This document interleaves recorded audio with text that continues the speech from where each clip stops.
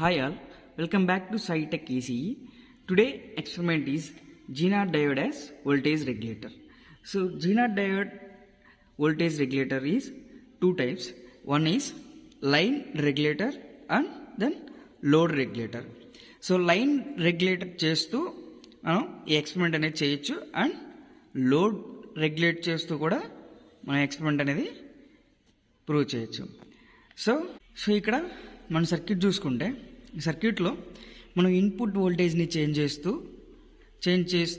అనే G0 diode act as a voltage regulator in reverse bias condition voltage regulator కాదా అని check చేద్దాం.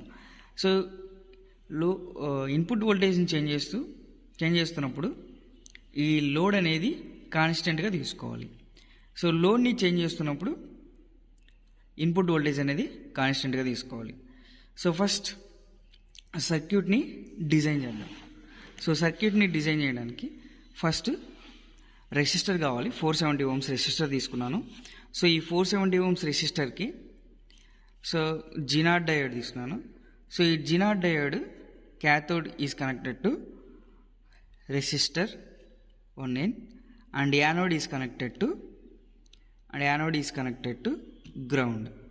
So anode ground connect చేశాను, cathode అనేది resistor ఒక ఎండ్ కనెక్ట్ చేశాను. So next DRB box.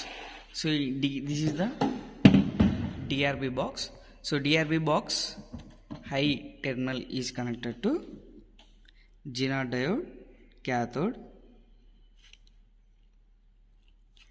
and low terminal is connected to ground. So next we'll take one voltage meter. So voltage meter positive is connected to cathode of the G0 diode and voltage meter negative is connected to ground. Then RPS positive is connected to resistor 1N and RPS negative is connected to ground. So దీనికి సంబంధించిన circuit diagram manual డిస్క్రిప్షన్లో ఇస్తాను, అక్కడి నుంచి download చేసుకోండి. So next decade resistance బాక్స్ని 470 ohmsకి set చేసుకుందాం. So this is the 100 ohms. 100 ohmsని 4ని సెట్ చేసుకున్నాం. 4 into 100 400 and the 10 ohms. So 10 ohmsని 7 పాయింట్ దగ్గర సెట్ చేసుకున్నాను. So 7 into 10 70. So 470. So decade resistance బాక్స్లో 470 ohms రెసిస్టెన్స్ సెట్ చేసుకున్నాను. సో నెక్స్ట్ ఆర్పిఎస్ వాల్యూని చేంజ్ చేస్తూ మనం వాల్యూస్ అనేది నోట్ చేసుకుందాం. So next RPS power on చేస్తున్నాను. సో ఆర్పిఎస్లో మనం ఆర్పిఎస్ వోల్టేజ్ అనేది చేంజ్ చేస్తూ మనం వోల్టేజ్ మీటర్లో వోల్టేజ్ అనేది చెక్ చేసుకోవాలి. చెక్ చేసుకుంటూ వోల్టేజ్ని నోట్ చేసుకోండి. సో ఆర్పిఎస్లో 2 volts తీసుకున్నాను.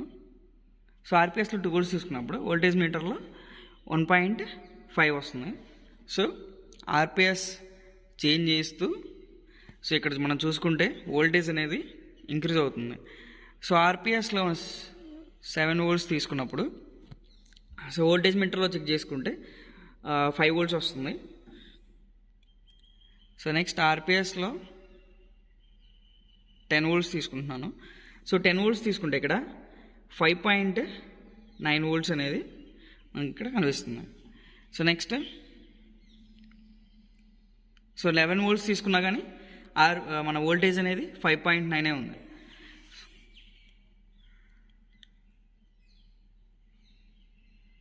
సో నెక్స్ట్ 12 volts తీసుకున్నా కానీ మనకి ఇక్కడ వోల్టేజ్ అవుట్పుట్ వోల్టేజ్ అనేది 5.9 ఉంది. సో దీన్ని బట్టి మన voltage G0 diode in reverse bias condition voltage రెగ్యులేటర్గా వర్క్ అవుతుంది.